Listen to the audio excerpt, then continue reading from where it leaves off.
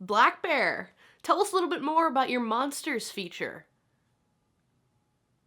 Oh, what's that?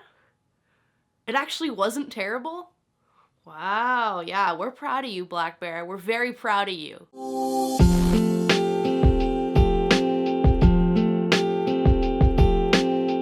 I know I haven't uploaded in like 90 years.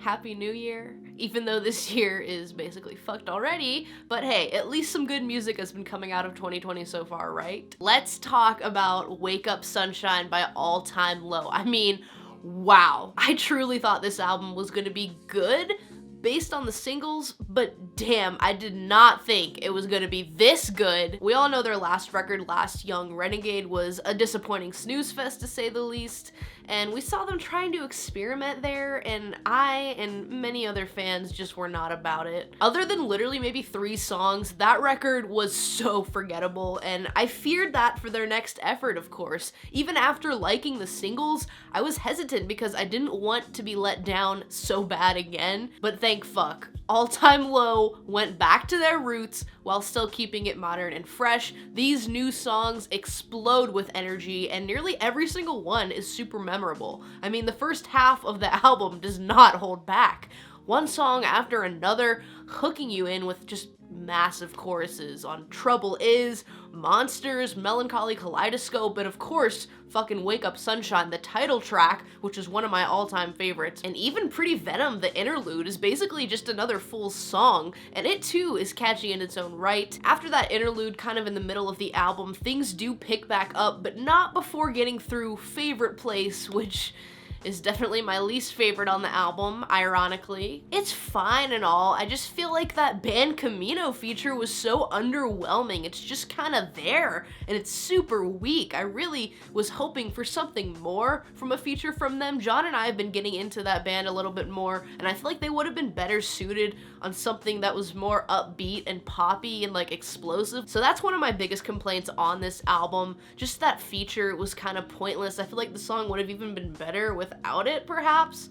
I don't know, it's just easily the most forgettable song on Wake Up Sunshine, but thankfully the amazing hooks I was talking about before do continue on the back half of this record. I mean, listen to Safe or Clumsy and Summer Days. All of those are some of the strongest examples of those great choruses on this album. And can we talk about the Blink-182 influence that is sprinkled all over these songs? I mean, I'm honestly genuinely shocked this time that there's a lack of Mark Hoppus, because for once, he would actually fit perfectly on a feature on one of these songs. You can hear his voice almost. The way that Alex sings on some of these, it genuinely sounds kind of like Mark Hoppus, and I feel like he would actually fit for once, because everybody tries to throw Mark Hoppus on a feature, and it's okay some of the time, sometimes it's better, but usually it's kind of dull. I feel like on some of these songs it actually would have worked out in their favor. It's also really great and refreshing to see them implementing more prominent guitars again that take me back to the early days of All Time Low. I mean, there's hints of Future Hearts, of course Don't Panic, and even Dirty Work.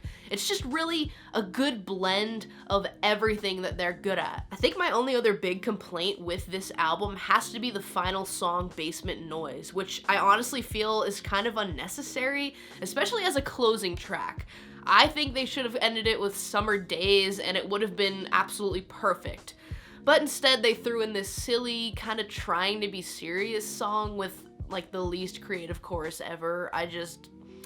I don't know, man. It bothered me, but it's whatever. I guess it could have been a lot worse. I would have been even more forgiving if it was placed differently in the track list, but as the closing song, I just felt that was, I don't know, they did me dirty there. But hey, I have way more than enough praise to give this band for delivering a cohesive album that goes down so smooth, and I literally could not stop listening to this for like 2 weeks, and I'm even more psyched to hear this material live because almost every song was literally made for a crowd. And I'm just ready to lose it at Sad Summer Fest, given that still happens. But yeah, how are you guys liking Wake Up Sunshine? My personal favorites are, of course, the roaring title track, Clumsy, Safe, Glitter and Crimson, even Monsters with Black Bear. I honestly did not think I was gonna like his feature there, and I still don't really care for it all that much, but at least it's not too long in the song. I feel like the general song is actually really, really great, insanely catchy and all that. Other favorites of mine are January Gloom and Summer Days. I feel like there's a lot of talk of like mental health in here and just kind of being cooped up in the house and being depressed,